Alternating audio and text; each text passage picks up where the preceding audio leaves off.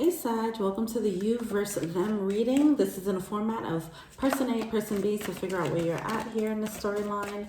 So how is person A showing up in the connection? How's person A showing up in the connection? Oh, that was too many cards. How's person A showing up? Okay.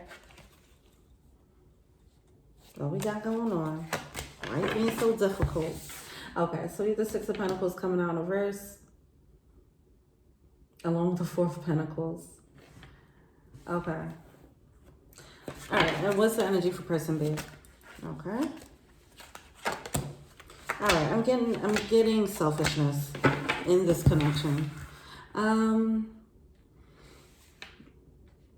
All right, so with the Six of Pentacles coming out in reverse and the Four of Pentacles for person A, I feel like person A is recognizing there's not equal reciprocity, so it needs to be dropped. Like, it's just not working out. Person B, they're carrying this energy with the Queen of Swords. I don't think they're seeing things too clearly.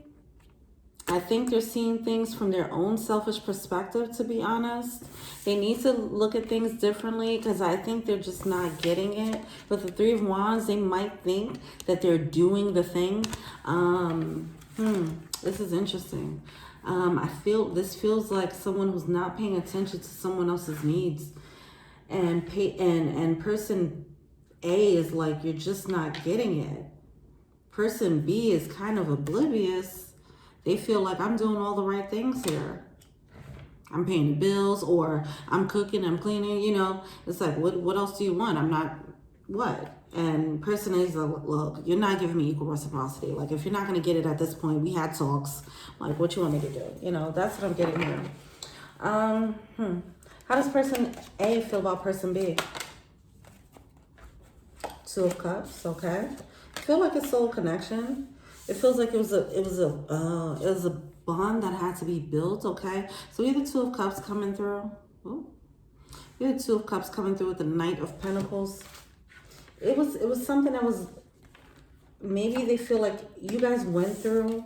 Person A feels like you guys went through a lot together, okay? You built up, you went through a lot. You built this thing, all right?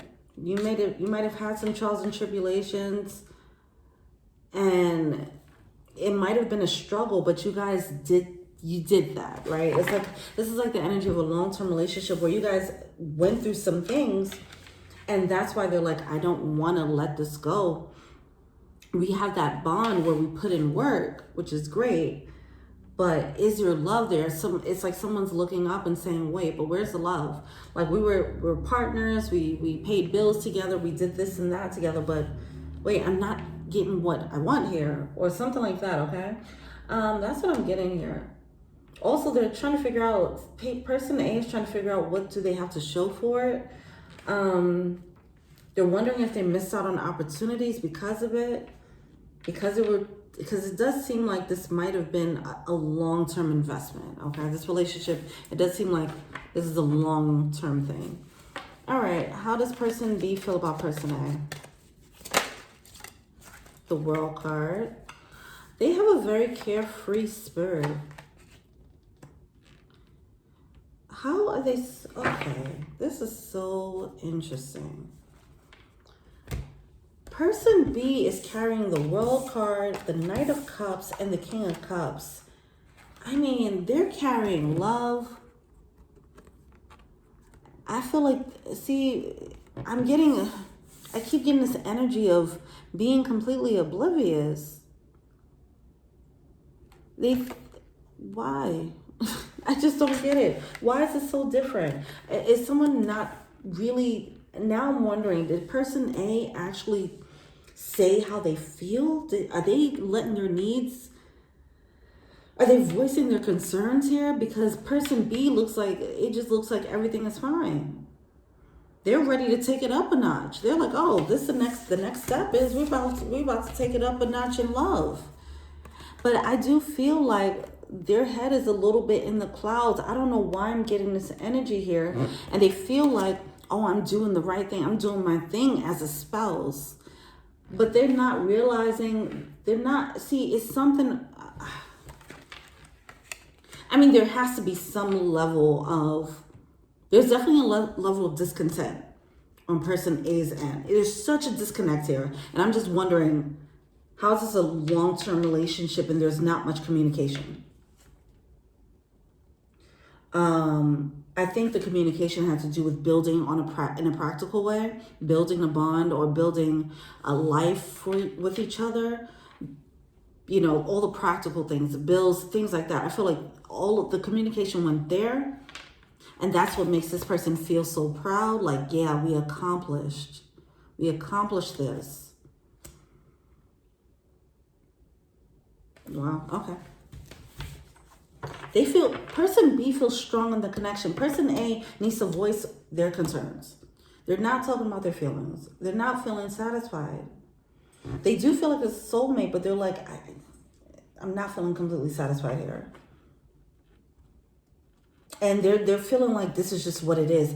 Also, see, they're not feeling like they're getting their equal share of satisfaction. So it's like, this is the energy of like, let's say two people are in bed, right?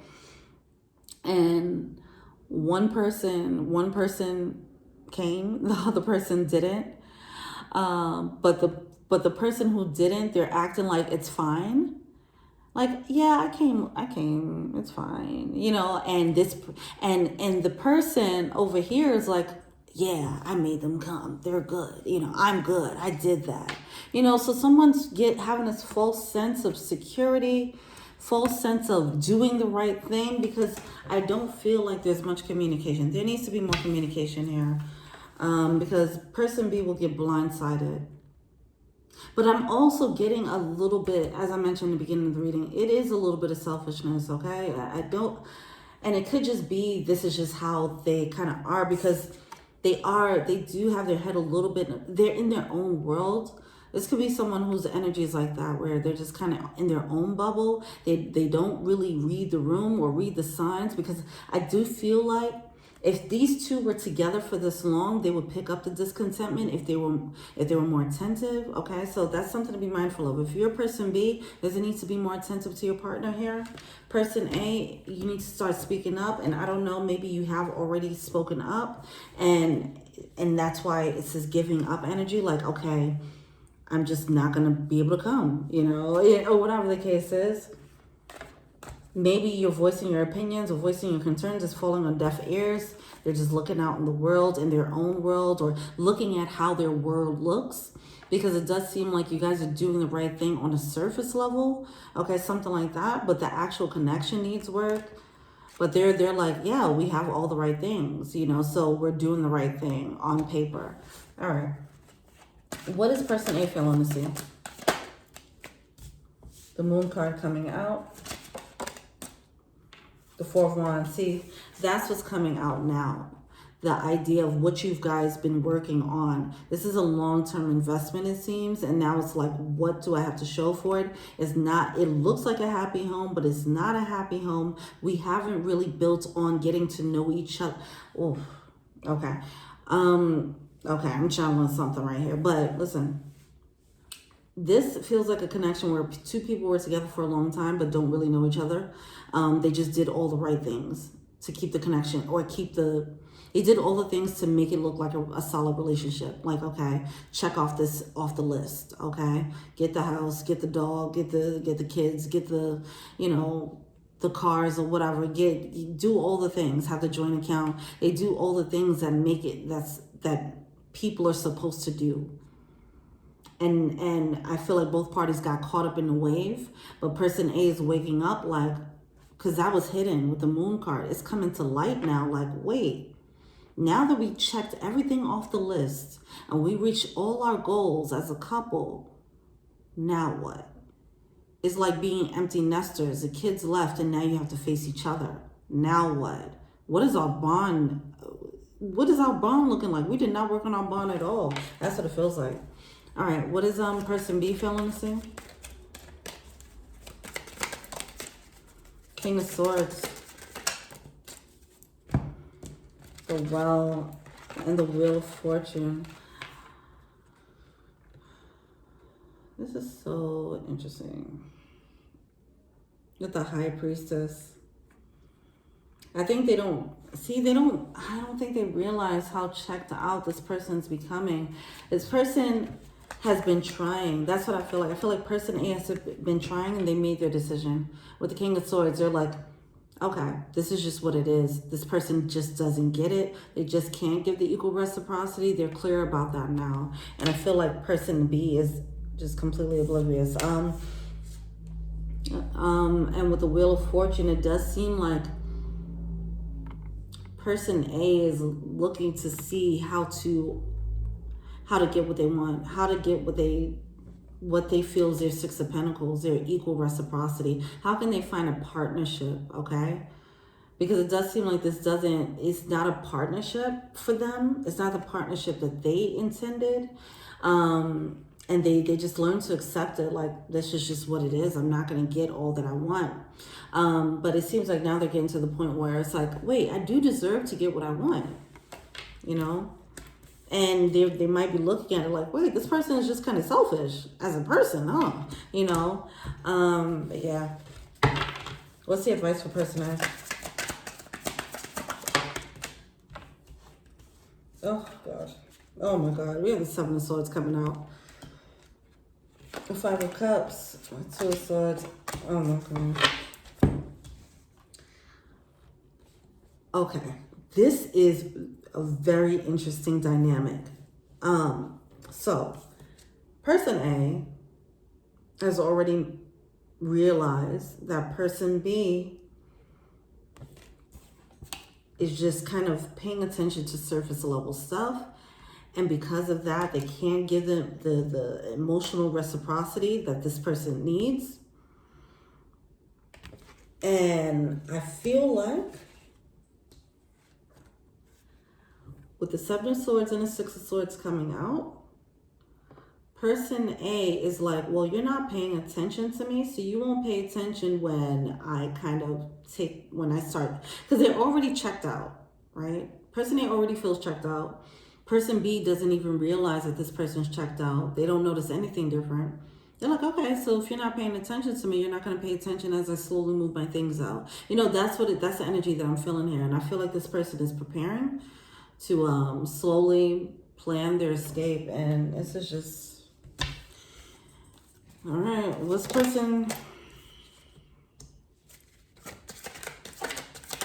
advice for person B? This is so interesting.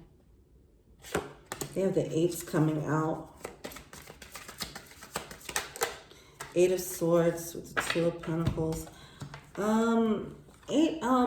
Person B, if this is you, you got to get out of your own world. You have another person in this relationship. If they're telling you that they need certain things and you're not giving, are you checking in to make sure that they're happy? If they say that they want something, they need something to feel loved, are you doing those things for them? If this is a long-term situation, needs might have changed too. Are you attentive? You know, are you reading them? They need to be read. You need to be able to read them, not read their mind, but at least if they're walking in and they're feeling bad and you're just oblivious, that doesn't feel good for anybody, right? Especially if this is a long-term relationship, you should know them better than anyone knows them, right? But there's a level of evolution on person B's end. I don't know if person B is a bit younger or not, but it's just something like that happening there. I don't feel like they're not on board as far as what emotional connection should look like. One person looks at it as more superficial, the other one, it needs more depth. So what does person A want to tell person B? Okay, this reading got too long. Yeah. I wish things could be different. That's the thing, the friends, they feel like they want more than the superficial. They feel like at this point, like we built things together, all the practical things, but I don't feel the romance. That's how they feel. That's how person A feels. It's like, where's the romance? Yeah, we have this, we have that. We ticked off all the things off the list, but where's our romance? Where's our love? Person B, what does person B want to tell person A? Person A is like, okay, I mean, person B is feeling like, see, they're feeling good about the connection. We'll show it. You got to show it more. You have to learn how to learn person A's love language. If you're person B, you have all this love for them, but you're not showing it in a way that makes them feel understood. So you're about to lose them. You're going to have to put on more effort, get deep. If that's not your nature, fine. But you're dealing with someone who needs someone who's deeper. So go deeper. All right.